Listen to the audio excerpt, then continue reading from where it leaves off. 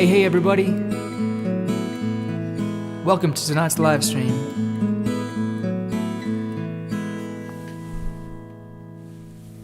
This song's called Midnight in Nashville.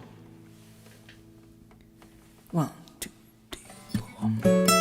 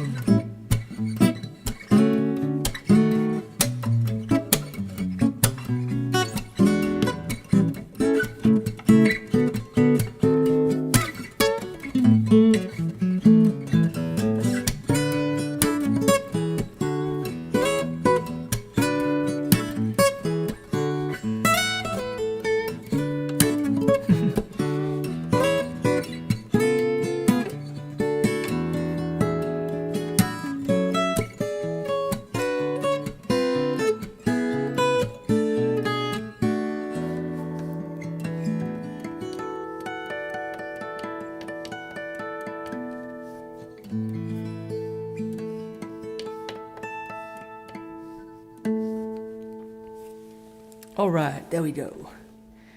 Well, how's it going, everybody? This is live stream number 99. It's hard to believe we're at that place already, almost at number 100. I'll have to do something quite special for live stream number 100. Let us know in the chat where you're tuning in from. I have the chat right in front of me today, and I'm going to try to be as interactive as I can with you all. So if you do have any questions about guitar playing, etc., please ask away. And I've been live streaming a few times this week, and the reason is because I have big promotion on my Fingerstyle guitar courses. They're on sale this week only. Well, actually it ends tomorrow, so you have like 24 hours left, something like that, to join at 80% off. So if you're interested in learning how to play fingerstyle guitar like me, then this is the best way I know how to share that information with you. These on-demand online courses are a great way for me to present a series of step-by-step building blocks that are really important for developing your fingerstyle guitar technique. And that's something that I specialize in, and I love that I have the honor and privilege of sharing this information with all the guitar players out there who are interested in it. Of course, it's a beautiful style to play. It has a lot of... It's very melodic. It's very percussive. It grooves. It's a little different than approaching the guitar like if you were just strumming a song. If you're strumming a song, then you're not really playing melodies. But fingerstyle, you're playing a melody at the same time as some chords. So it's a really beautiful way to approach the guitar. Let me jump into the chat here and see what's going on. Bedford in the UK, Texas, Poland.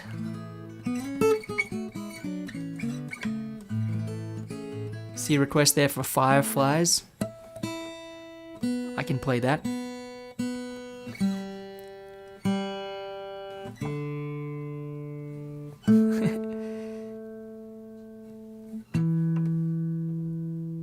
Okay, here's the good question. Did you ever have a guitar teacher, and if so, what did they think when you got better than them? Well, I had a really great guitar teacher, and his name was Jeff Wallage. Wally, his name. And I took lessons from Wally when I was about 10 years old. That's when I started to formally learn the guitar. I got given a guitar when I was about 6 or 7 by my grandmother. It was a 3/4 size nylon string guitar, and I only learned how to play a couple chords on it. My parents showed me how to play a couple chords. They played a little guitar. They still do. But I went to see Wally for lessons, and it lasted about a year. And this is a really cool way to approach in-person lessons, is you go to your lesson and you learn what you learn that lesson. We used to learn one song per lesson pretty much.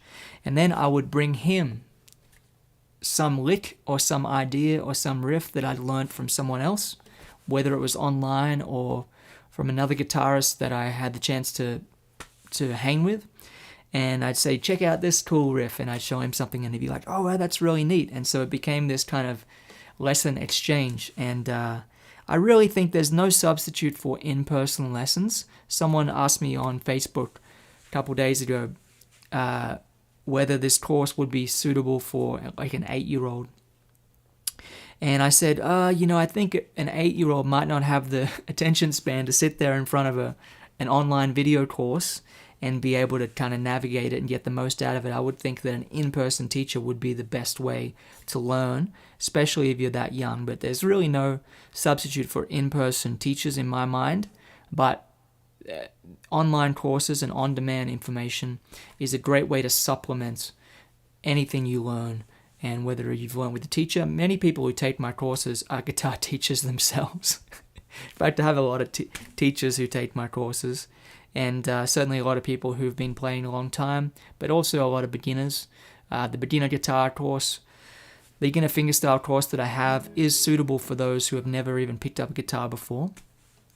But like I said, there's no substitute for in-person lessons. So I took lessons from Wally for about a year, and then I started to, he basically said, I think, you seem to have a good grasp, and I started taking lessons. Okay. I started teaching myself from there, basically from DVDs and instructional videos in this case, because I was up in the bush and I didn't have anyone who could show me how to play like Eric Johnson, so I would watch Eric Johnson's videos. Is it possible to preview your lessons? I can play guitar but want to learn the thumb part. Should I start the first lesson or go to the second? Enjoy your style. Mahalo. Thanks, Bob. Well, if you haven't played fingerstyle guitar, I would start with the beginner course, but if you have been playing for a long time and you can play songs like Freight Train already,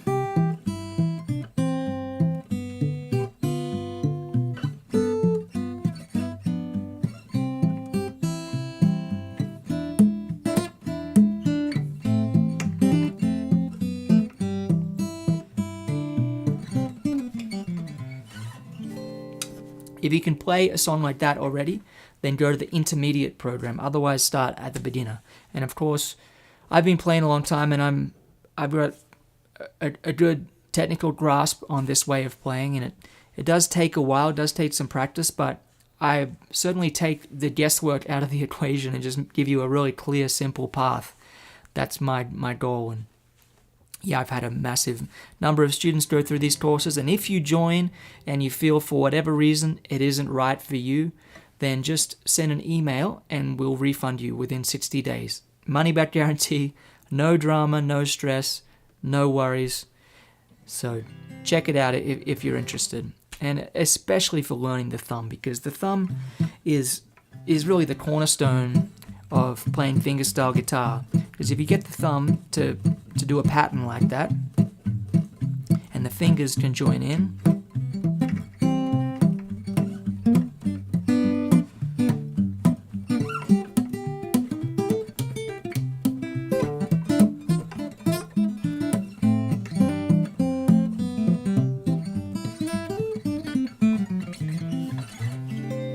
then you can put all the tasty stuff in there, but the thumb has to be the bedrock. Zemi says, how many new songs do you learn / practice?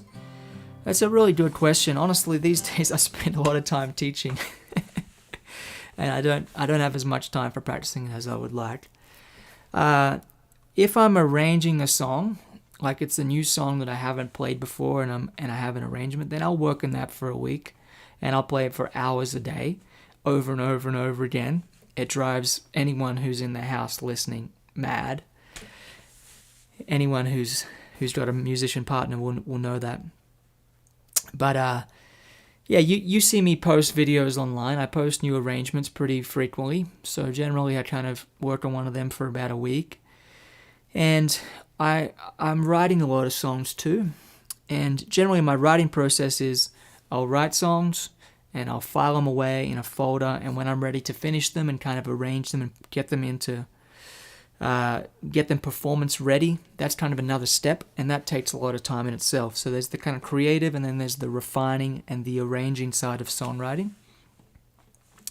And yeah, I really recommend practicing for short, focused sessions, like even 15 to 20 minutes, 30 minutes, when you sit down, and just try to be really intentional about what you practice. Play the same, find really good things to work on and get very granular about them. So if you have one song that you're learning, let's say you're learning Windy and Warm, like this.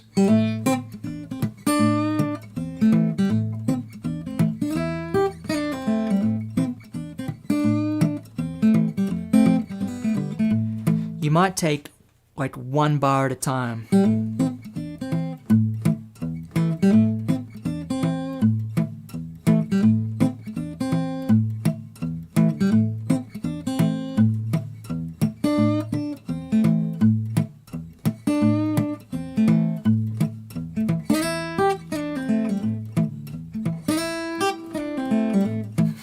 See, I'm just repeating the same little riff. That repetitive practice is really key to developing muscle memory. These songs and these arrangements have a very specific combination of notes. You play this bass note at the same time as this note with the finger, and we're trying to stay relaxed, and we're trying to stay in tune with, we're trying to stay focused on what we're playing, and that's kind of the challenge. But if you can get really granular about the way you practice, I think you need far less time. That's definitely been my experience. Jesper says, on what basis do you choose where to put the capo for different songs?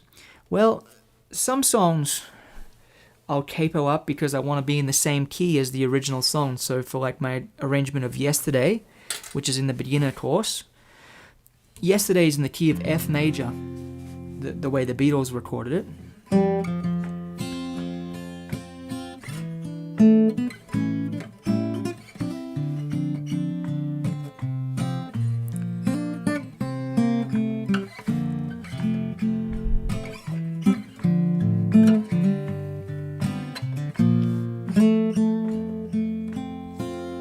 And I love to play open strings on the guitar. It's one of the great things about the guitar is if you can get those open strings to ring out against one another, you can create a lot of notes that ring out against one another, and it creates this beautiful sound that's not possible if you don't have those open strings. So if I was to play that song in F major,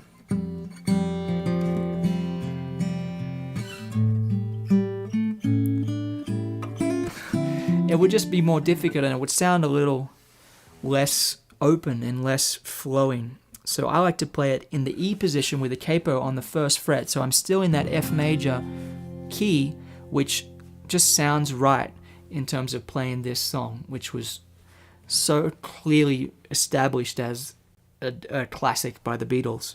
So that's why I play that song in F major. It's also why I play Across the Universe in D flat and with the capo on the first fret. So I'm in that C position, but I'm in D flat, which is the song the Beatles originally recorded in. Sometimes I use a capo because it's the key I want to sing a song in, so if I'm singing it, I'll change the capo. And sometimes if it's like one of my songs, I just like the way a capo sounds on the second fret or the first fret or the third fret sometimes. So that kind of is part of it too. Tammy says, is yesterday an intermediate or beginner song? Well, you can play it in any way. So I could play an advanced version if you want, but the way I teach it is a beginner version. So it's not the first beginner song I teach, because it does have some bar chords, and bar chords are not exactly beginner friendly, although the way I teach yesterday, I'm 90% sure it's in the beginner course. I hope I'm not wrong about that. The way I teach yesterday is quite approachable. GL Legacy Game says, Capo is cheating, lol. It's funny, some of the rock guitar players think using a capo is cheating. But capo gives you a lot of possibilities.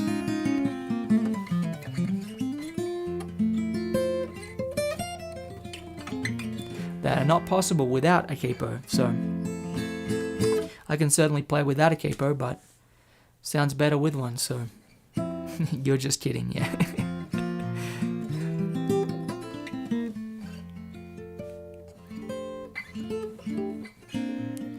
Are there any drummers that do compatible to the way you teach online? My grandson needs a mentor. He started playing at 2, now 14, and still passionate about playing. That's awesome. Yeah, there are definitely drum education programs online. I can't recommend any specifically. I play drums. I dabble in drums, and I joined one of the popular ones and found that I take a lot of online courses, and I find that a lot of times there's just not a clear path. It's like, okay, do I start here? Do I start there?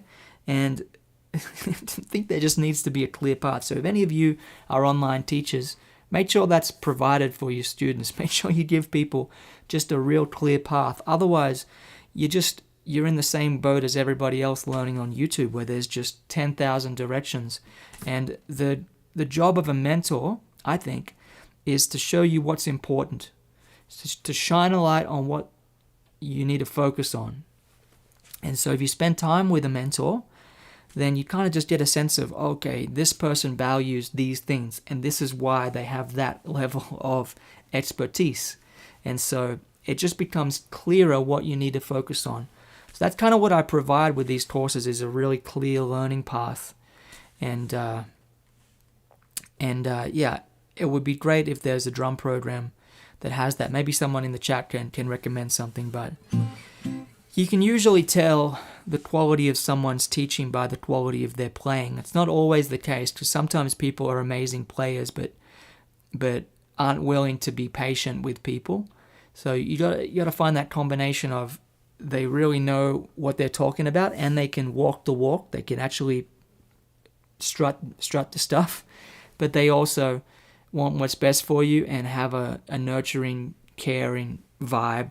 And you have to connect with them as well. And I realize that there's so many billion people in the world, and not everyone's going to connect with my way of teaching and my way of explaining things.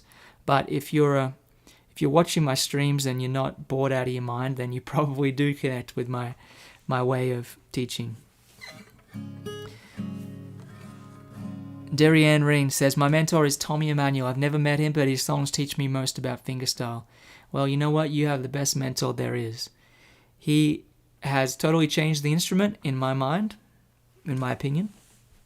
And Tommy really changed my life. The first time I heard Tommy play, I was 11 years old, and I got to meet him and his brother Phil, and they both became wonderful mentors and friends of mine, for which I feel so fortunate, because the quality of your musical journey really depends so much on the quality of your mentors. And we live in an amazing time where it's possible to be coached and mentored and to learn from the best people in any field.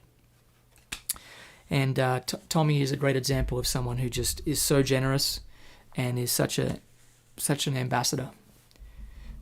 Okay.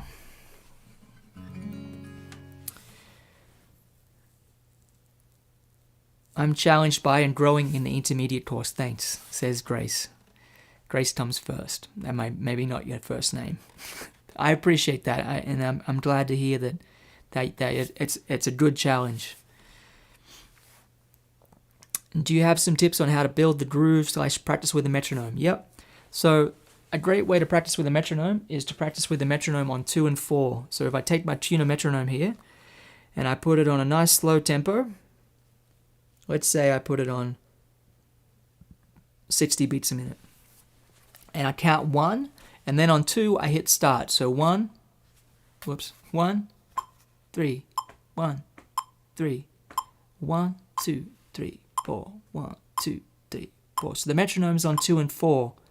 1, 2, 3, 4.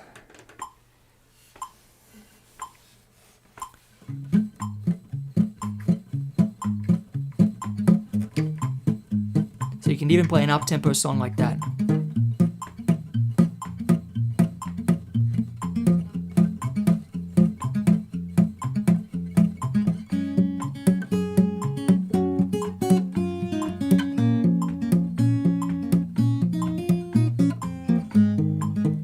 Anyway, I'm not going to sit there and practice with a metronome in front of everyone, but practicing with a metronome on 2 and 4 is currently my favorite way to do it, and that's a great way to get more in tune with your groove because there's bigger holes to fall into. You can practice really at slow metronome tempo, so the metronome can be on 40, and you can be playing a faster tempo song with that metronome on 2 and 4, and that's a great way to build up the internal metronome in the groove, because it's like the metronome's more like your drummer playing on the backbeats rather than just all the time. So that's a good tip.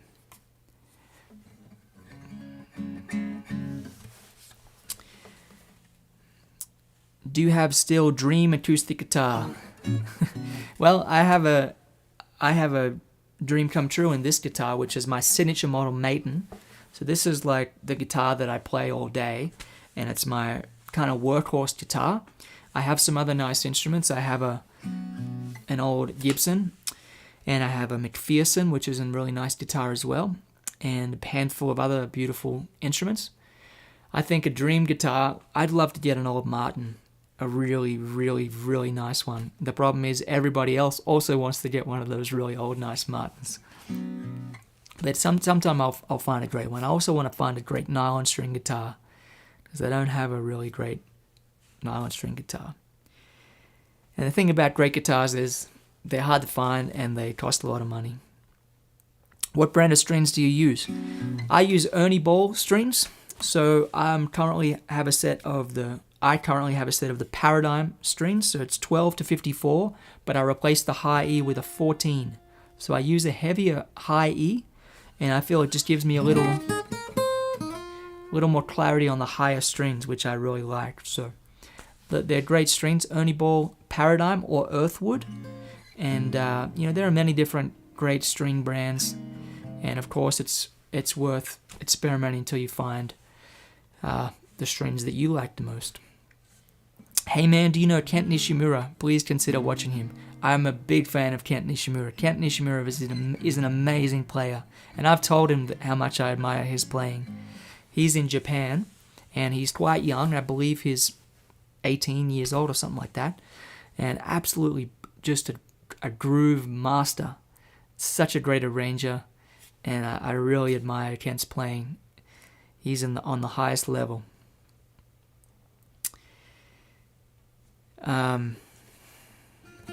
All right, my request from Scott Peck. Any JR original you feel like playing? Thanks, Scott. I appreciate you asking for original music. Maybe I'll play Yesterday after that to demonstrate that. Just double check my tuning here.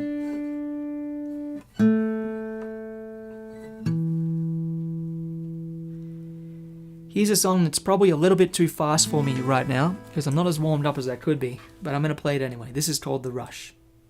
This would be an advanced song. Here we go.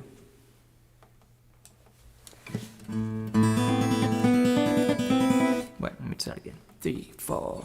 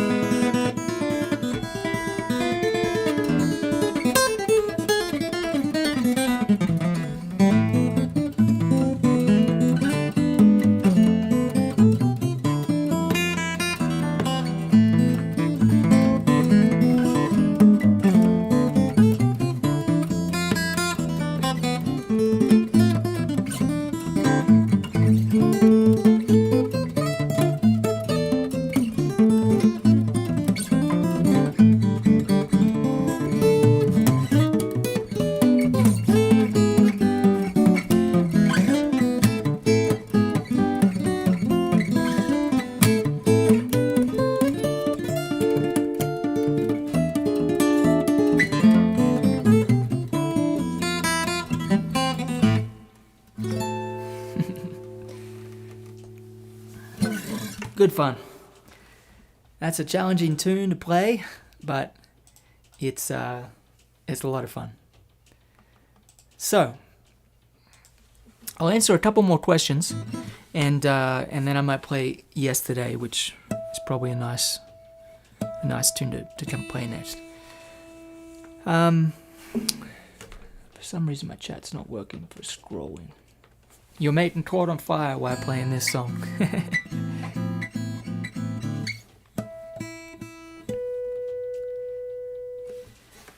I'm having difficulty getting a clean F chord while wrapping my thumb around the neck. Any tips, or do I just keep trying until my hand stretches enough to get it done? So playing the F chord with the thumb like this it's definitely awkward for everybody at first. I don't recommend kind of straining and really like introducing tension in the thumb. It also depends on how long you've been playing for. If you're relatively new to playing the guitar, then I definitely wouldn't put too much focus on trying to get that left-hand thumb to play bass notes like that. But it is something that everybody can learn how to do. I've seen a lot of different players, women with smaller hands playing the F note and other notes with the thumb. I think it's easiest for me to evaluate if I can see a video. And the place that I have video exchange is my Invisible Technique coaching community, which is currently closed. And if you are interested in signing up there, you can do so, and you can send me a video of you playing an F chord and I can make a suggestion. But generally speaking, the important thing is to try to keep your wrist fairly straight. That's the benefit of doing a chord like this, is you don't have that kind of bent wrist like a bar chord. And the other benefit is you can play melody notes. But the important thing is to keep that wrist relatively straight and try to reduce tension in your arms as much as you can. So you just want to fret the notes and not introduce tension beyond that, ideally. So, why most fingerstylists use Maiden? Well, the reason is because when you plug a Maiden into a PA system on a stage, it sounds better than any other guitar with a pickup. They have the best sounding pickup. Beyond that, they're very easy to play. They are very reliable and great guitars to travel with. I don't have hardly any issues with the neck moving and things like that. It's just a great workhorse guitar. They have a very balanced sound. Some guitars are just overly bright, and Maidens have a warmer, more balanced mid-range. So it's just a combination of all these things. And of course, Tommy Emmanuel has been a great ambassador for Maiden guitars. He kind of put them on the map in the fingerstyle world. And I started playing a Maiden because I heard Tommy when I was 11 years old. I've been playing Maidens for 20 years now. But that's why you see so many people. I saw Gareth Pearson open for Tommy in Huntsville, Alabama, and learned about you from the video of you two playing together. Very cool. Gareth and I have known each other for probably 15 years. He's a great player and a good friend. Scott Pett says, tip jar link, please. It should be floating around in the video description, I believe. Thanks for asking, Scott. Maxime says, I'd like to play a Maiden one day in France, but you can't find them easily here. Yeah, you know, they're a little difficult to find depending on where in the world you are. But if you go to Maiden's website and you click on the dealer list, you can see the list of dealers, and you can contact the one that's closest to you if you're interested in learning more about where you can find one.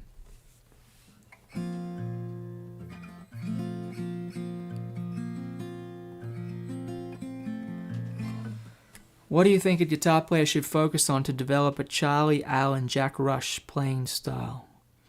You know, I'm not sure I know who Charlie and Jack are. I think Jack is the fella in Nashville with the beard that plays a 335 really beautifully.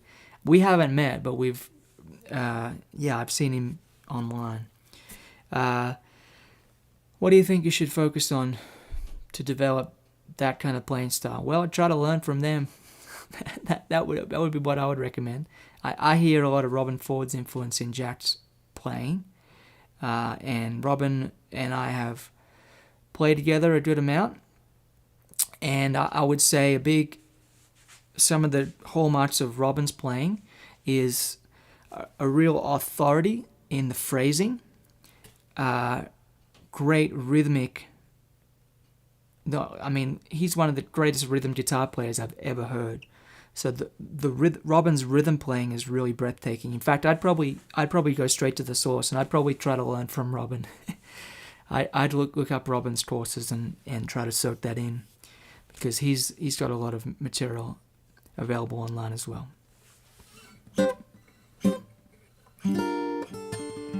Joe, when do you know when a song is finished, not adding more? That's a difficult question. I think that the more experience you get at arranging and bringing songs to a platform, whether it's a platform on stage, whether it's a platform on an album or on YouTube, the more experience you get with that, the more you kind of just realize what a song needs to have to be finished. And it feels finished when, I mean, once you kind of get some experience to doing that, you'll just know when a song is finished. But if a song keeps evolving, I think that's kind of a natural, normal thing. I think the world is gravitating more towards songs having this ever-evolving relationship, because so many times the artist will put out a song on an album, and people will like the album, but then they'll go find a live performance video, and that will become the definitive version. So I think it's okay for a song to be continually evolving. Difficult question. Hi Joe, have you ever had someone cry emotional after seeing you play? Yeah, I've had some amazing responses from people, and it's always a beautiful thing greeting audiences after a performance, and just seeing people face to face. It's a very special thing, and music is a very deep and rich language. It speaks to people beyond what we can comprehend. Speaking of which, I'm heading down to Savannah, Georgia tomorrow, going on the road. I'm playing a concert in Savannah at a fine arts auditorium within a college down there, and Georgia Southern University, I believe. So if you like to be there, if you're in that area, you can find tickets via the link on my website, and that's going to be a great time down in Savannah.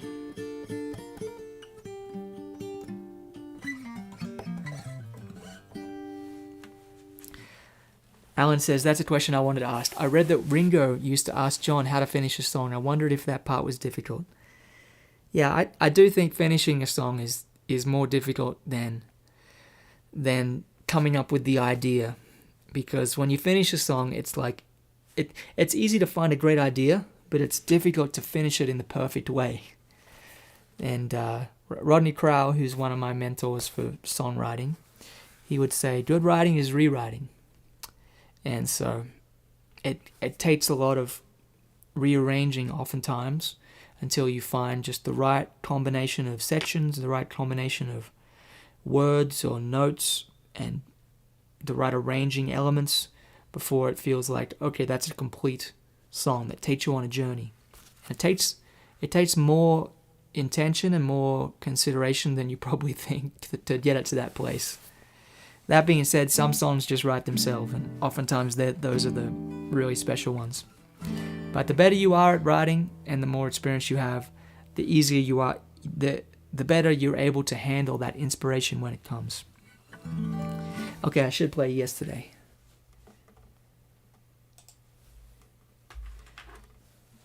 So this is a song that I teach in the beginner fingerstyle course. In fact, let me just verify that right now before I put my foot in my mouth. It's just one click away here. Nope, it's in the intermediate course. I'm glad I stopped myself. I should use my mind instead of, yeah. Okay, this is Yesterday as I teach it in the intermediate course. Let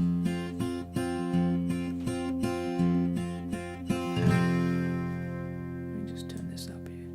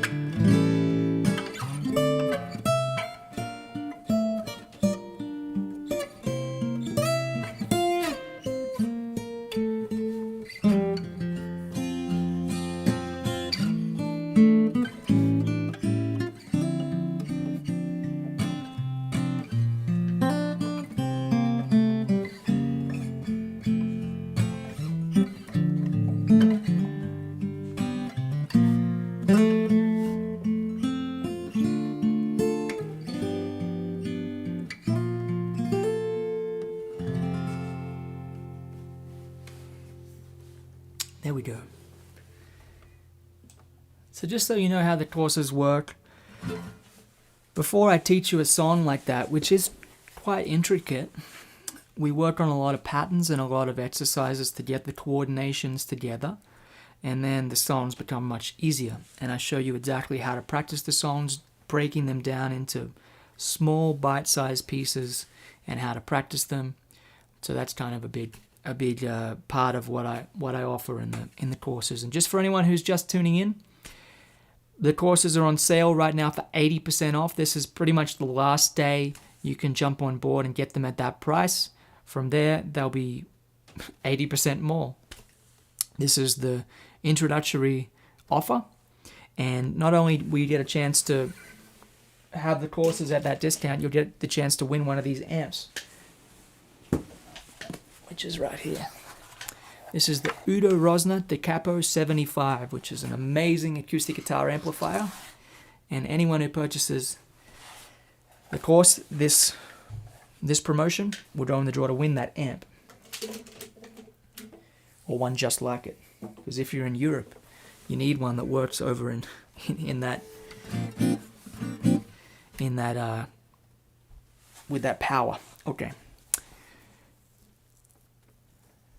Some questions here. I saw a question about how long are my concerts. Generally speaking, I play concerts that are 90 minutes, give or take. So sometimes they're 75 minutes, sometimes they go for 2 hours if I get real into it. And I usually don't work with a set list. So oftentimes I'll just think about the first few songs I want to play, and oftentimes it'll be kind of an instrumental, then a vocal song, then an instrumental and a vocal song. That's kind of the back and forth that I go between. And I play electric guitar in my show as well, so I'll kind of build that in when I feel it's a nice time to take the audience on that journey. But I don't have a rigid set list, so I'm usually just thinking, oh, that would be a nice song to play, that would be a nice song to play. that would be a nice story that leads into this song, and so I just kind of go like that. Eddie Webb says, what mic are you using, sir? This is a C12 microphone. It's made by Bill Bradley, who is a mic builder in Nashville, and I actually just noticed a few noises coming from it, so I hope it doesn't have a bad tube or something, but it's a pretty breathtaking mic. It's it's a C12. It's not made by AKG though. It's made by Bill Bradley, so it's actually made by hand, kind of the way they used to be. Bill is one of the authorities on microphones. He's a genius. And if you're interested in learning how to record acoustic guitar, I have an acoustic guitar recording course as well, which I created because I felt like there was nothing on the market that was answering the questions I wanted to know about how to record the finest quality acoustic recordings. So do check that out if you're interested.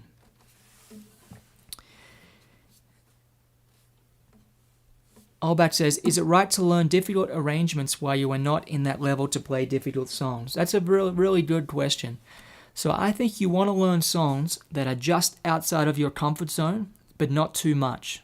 Because if they're too far outside of what you can already play, you're just going to feel frustrated. So you want to learn songs that are just outside of your comfort zone so that you can grow and you can learn. And it's going to be a challenge, but that challenge is going to make everything you learn after that easier.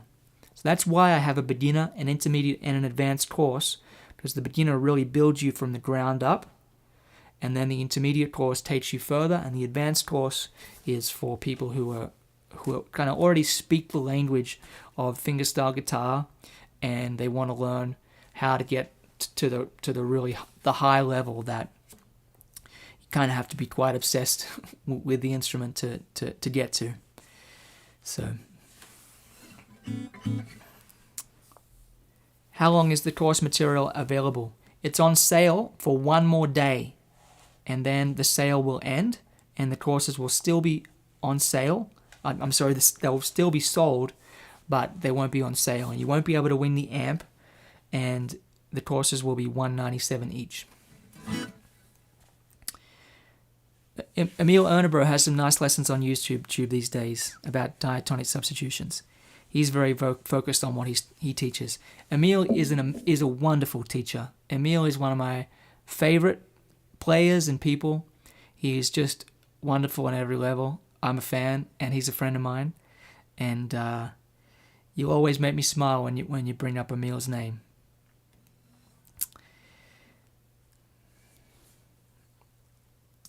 Patrick says, you may have already covered this, but at what experience level would you suggest for intermediate? So if you can already play songs like this, if you can already play this,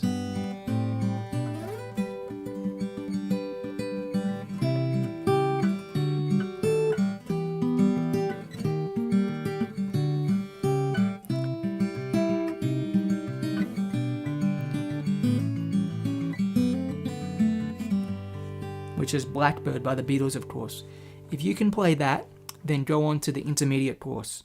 If playing that would be difficult for you, or would be something that you can't play, then the beginner course is where I would start. And the beginner course is something that I'd recommend even if you are a relatively experienced guitar player. If you've never played fingerstyle before, which is a very different way of playing the guitar, then you want to start at the beginner course. But if you can already play a little bit of fingerstyle, like a song like Blackbird, then the intermediate course would be for you. And if you join the beginner course, I do teach you how to play every open chord and every bar chord. So you may already know those chords, which the vast majority of people will. You can just skip those sections, and that's okay. But if you're brand new and you want to start from scratch, then the beginner course will help you with that. Lovely song to play, Blackbird. I teach that in the beginner course.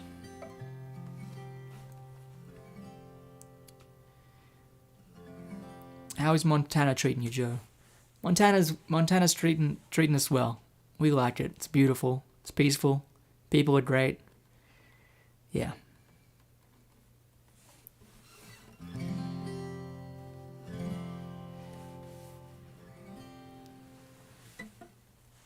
How could you stay in good shape while doing the 5 a.m. guitar practicing routine in your younger years? I tried it but couldn't stay in shape after 2 months. I did improve a lot though. Yeah, it's difficult to wake up early, and I like that you said in your younger days because it makes me feel old, which is good. I want to feel old and mature. I'm 31 years old these days. Yeah, when I was younger, I used to wake up real early to play, 4 a.m., 5 a.m., and some of the secrets would be going to bed as early as you can and kind of gradually working up to it. It is difficult to balance waking up early with playing live concerts at night or even just being social because people like to hang out sometimes past like 8 p.m., which is what time I'd be going to bed, like 9 p.m., 10 p.m. It is difficult, and there is this kind of a sacrifice, but there is a way to do it healthily. My sister is a bodybuilder, and she wakes up at 4 a.m., something like that, but she goes to bed nice and early. It just depends on what works for you. Not everyone is a morning person. There's an interesting book called When by Daniel Pink, where he talks about the time of day that people come to life in. And for some people, it's the evening, later in the evening. I just get sleepy in the evening, so for me, it's the mornings. That's when I have the most focus and clarity. So,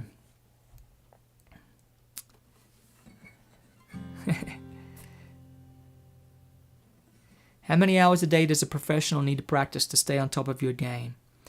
I would say, I'm just going to give you a number just for the sake of it, but the number can vary, of course.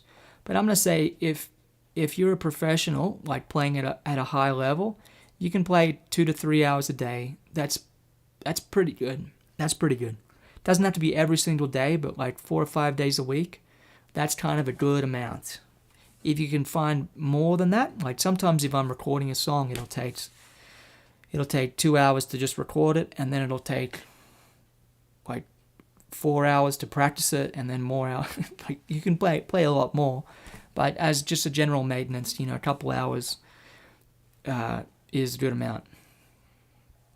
The thing with guitar technique is once you get the muscle memory, and once you get a good foundation for playing, then it doesn't take that much to maintain it. So you can maintain your technique and you can maintain your repertoire with not as much practice as people may think.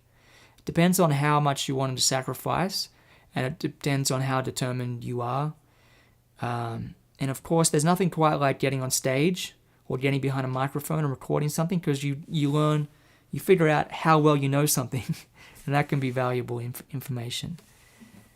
Just bought intermediate, can't wait to go through it. Fantastic. If you have questions as you work through the course, you can leave a comment and I'll answer any questions that you have as you work through the materials.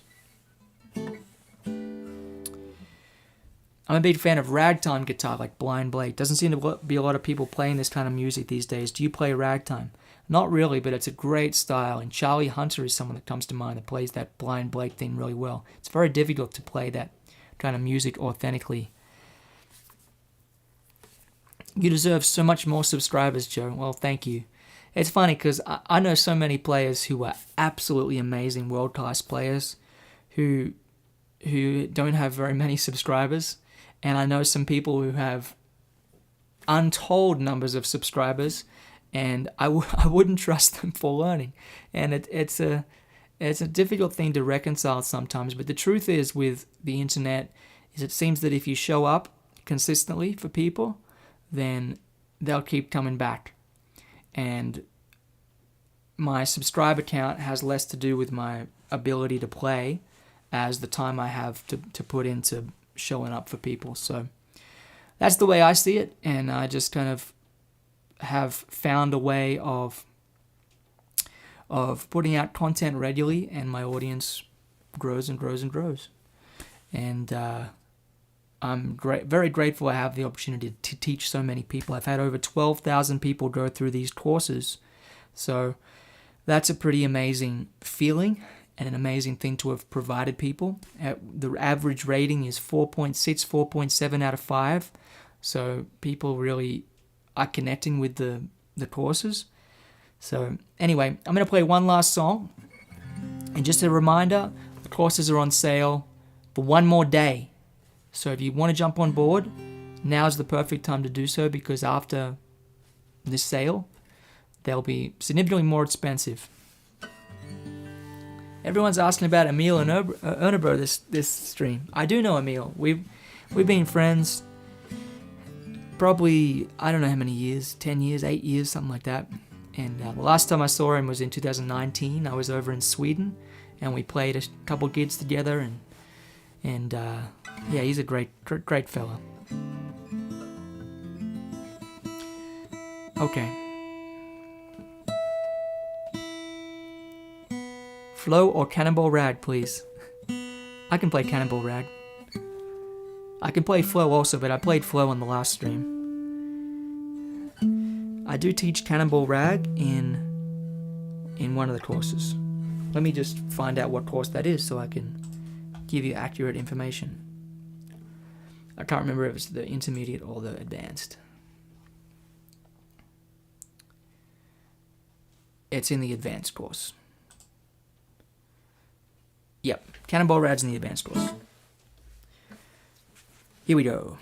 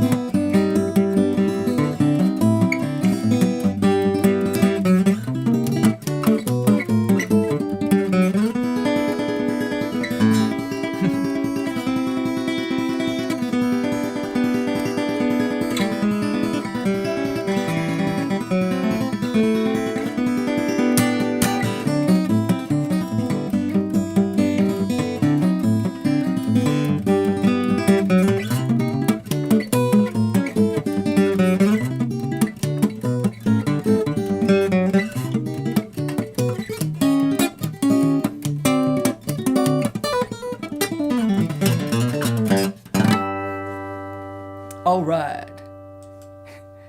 I wish you all the best, everybody. Have a great week. And good luck to everybody who's in the draw to win this Udo Rosner, the Capo 75 amplifier. It's going to be good fun having a new cohort of students in these courses and answering everyone's questions. And look forward to hearing and learning about your progress as you work through these programs. Do take care, and thanks for tuning in for yet another live stream. This was number 99. I'll have to do something very special for live stream number 100. So if you do have any suggestions for that, let me know. Take good care, everybody, and all the best.